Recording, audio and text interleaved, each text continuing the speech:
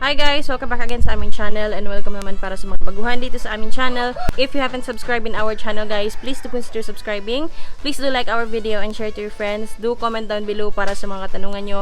And don't forget also guys, like our page on Facebook. Yan yung Facebook page namin guys for some questions na karagdagan of course tungkol sa pagmamanukan or sa pagsasyamu. So guys, yung ating video for today, ayan, pinaputol na namin yung mga niyog dito sa aming yard kasi as you all know or sa mga nakakatanda pa rin dyan is alam nyo na yung mga niyog na to is hindi namin tinanim. Well actually sa nanay ko pa siya and ayan guys, nakikita nyo sa likod, ayan. So talagang pinaputol na namin. Una sa lahat is pinakuha na muna namin yung mga dahon niya, saka na siya din chinenso. So ayan, ngayon sila kuya gumagawa and then of course, talagang napakalaking trabaho din ito kasi even sa paglilinis. So, magko-call a friend na rin tayo. Pero ayan, sa ngayon guys, papakita ko sa inyo yung mga ginagawa nila. Kasi nga pala, yung mga makukuha namin na kahoy dito, na mga pedidos, is gagawin din naming mga kulungan ng aming mga alaga. Kasi nahihirapan din kami sa pagbibreeding guys, since wala nga kami masyadong mga breeding pen. May mga breeding pen kami pero salitan nga guys. So, sayang din yung panahon ng isang breeder kung saan pwede din natin silang i-breed pero wala lang ding paglagyan. So, ayun guys, papakita ko sa inyo sa ngayon yung mga ilan sa gumagawa dito sa ating yard. Sa likod lang siya actually. So, eto yung kanilang progress guys. So, yung dito sa likod guys, ayan na yung itsura. And yung mga puno ng nyog guys, ayan oh. Nauunti-unti na rin na kunin. So, ayan na yung itsura sa ngayon. And ang dami nating lilinisan of course. Pero okay lang yan guys.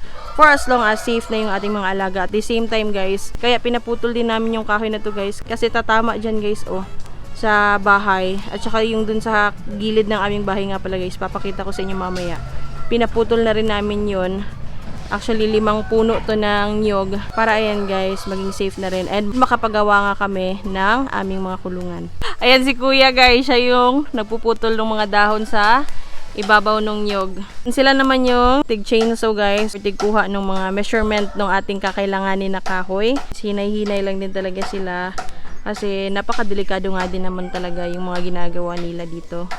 Pero ayan guys sa ngayon, so tinitingnan nila kung saan daw banda mag-fall yung ating nyog kasi i-chainsaw na nila yan guys. So, ayan na yung progress guys. Actually, dun sa gilid pala ng bahay namin guys, may mga kahoy na rin tayong magagamit dun. So, may mga buko rin pala to guys. So, kumuha na rin kami.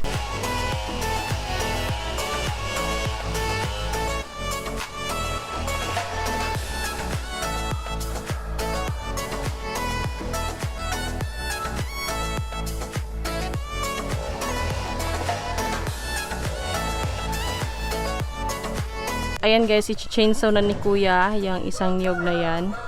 So ayan guys oh.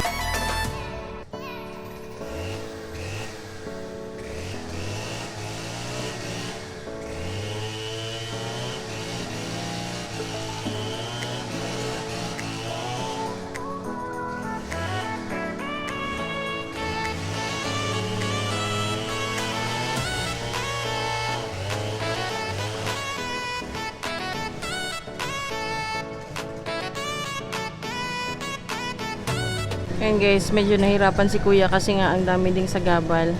Pero ayan, sinusubukan niya. And nandun nga pala yung dalawang kasama niya. Nakaantabay sila.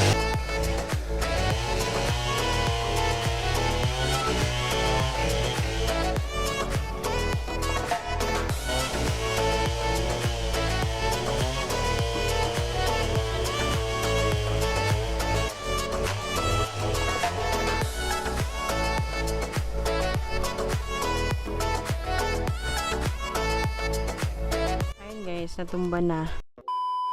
Ayun guys, si kuya guys nasa ibabaw ng nyog.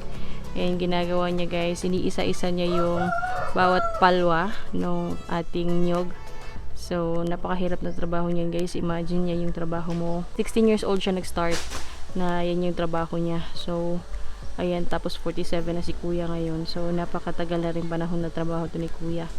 So napakahirap pero ayun guys, buwis buhay din talaga dahil nga din sa trabaho nila. yan yung pinagkakakitaan din kasi nila. So kailangan talaga may mga iba't ibang talent din tayo. Pressure kapag ganyan yung trabaho mo. Ayun nga pala si kuya guys, natsambahan talaga guys dun sa may bakal. Kailangan niya ulit na patalimin. Hindi kasi nakita ni kuya dun kanina kasi meron pala dun may mga bakal, basag na bote. So ayun, natsyempohan din talaga. So ayan ang itsura guys, natumba na yung isa kanina, tapos may 2 puno na lang na natitira. So yung isa is ayan, kinukuhanan pa ng mga dahon. Napaka liwanag na. And ang init-init na. So expected na nito kapag wala tong mga alagang hayop dito is ang damo, for sure. Ang daming damo. So ayan guys, balik lang kami mamaya. So ayun guys, umalis na muna ako dun sa likod ng aming yard kasi nagsaing na muna ako kasi papakainin din natin sila kuya. Kasi nga, di ba guys, napakagutom din yung trabaho nila for today. So eto na nga guys, yung itsura no, aming gilid ng aming bahay. Pero actually, meron pang isang puno. Pero hindi pa nila nakukuha. Kasi merong mga peste guys na maaaring makakate dun sa magkukuha ng ating dahon. So ayun guys, papakita ko sa inyo sa gilid ng aming bahay kung ano na yung itsura. So, eto na nga pala yun guys. Kung natatandaan nyo kanina, ayan. Eto yung inuna ni kuya dito banda sa gilid ng aming bahay. Ayan guys, good day nga pala sa inyo. Pinaputol na namin itong mga punong to o yung mga puno ng niyog. Nasasabi ko rin to ng mga nakaraan guys na natatakot din kami kapag humahangin or umuulan kasi ayan, may tendency na dito tumama sa bahay. So, kailangan talaga siya guys putulin. And actually, hindi naman din talaga to tinanim na mga puno ng niyog, kundi kusang tumubo lang. So, hindi rin pinatay noon, kaya ayan, lumaki ng lumaki guys. So, bali 5 puno ito guys, nandun pa sa likod. Ayun, meron pang bali 3 doon. So, ayan, ang dami guys, ang dami na naman nating linisan. Ayan naman yung mga gagamitin nating kahoy guys, para sa ating mga gagawing mga breeding pen or mga kulungan sa susunod. So nga pala guys, pagpasensyahan nyo na medyo maingay kasi merong nag-chainsaw, kaya medyo maingay yung ating video for today. Ayan guys, eto naman yung sunod na puno guys. Ayan, so eto na lang din siya. So yung mga ilan guys na natitira sa likod ng aming yard is hindi na muna namin yan gagalawin. So nga pala guys, nagpahid si kuya ng mantika. Kasi sabi niya kanina, para hindi yun dumikit yung maaring kakati sa katawan niya. So, yan yung ginawa ni kuya guys. Ayan, naglagay siya ng mantika sa katawan niya. Ayan guys, nagsisimula ni si kuya and napakaliwanag na rin. And ayan, kung matatandaan niyo yung mga breeding pen na yan guys, ayan, napakaaliwalas na rin tingnan kasi straight na talaga guys. And wala nang gaanong mga sagabal sa ating paningin. So, ayan na yung itsura sa ngayon. Ayan na nga pala si kuya guys. And ang daming mga insekto na nandyan. Nakasubok na siya ng sampiring. Tapos meron pang ano guys, tawag doon yung kung sa amin tawagin is lampinig guys. Pero ayan guys, punong-puno ng bunga. And may buko na rin pala tayo guys. Ayan guys, may buko na tayo dito sa gilid. So mamaya is kakayudin natin yan para makagawa tayo ng buko salad. So guys, ang plano ni kuya is susunugin niya yung lampinig doon sa ibabaw. So nagpatulong din siya sa kasamahan niya. Nakakagat ata si kuya. So ayun, tingnan natin guys kung ano yung gagawin niya. So disclaimer nga pala ha, huwag nyo itong gawin sa bahay kung hindi kayo expert, kasi even kami is nagpatulong talaga kami sa mga marunong dito sa aming lugar para at least safe din kami guys. And sila kasi mas gamay na nila, so mas kampante rin kami na owner, kami na nagpagawa sa kanila ng mga bagay na to. Ayan guys, nagpadala si kuya ng lighter doon sa ibabaw. Tingnan natin guys ano yung gagawin ni kuya.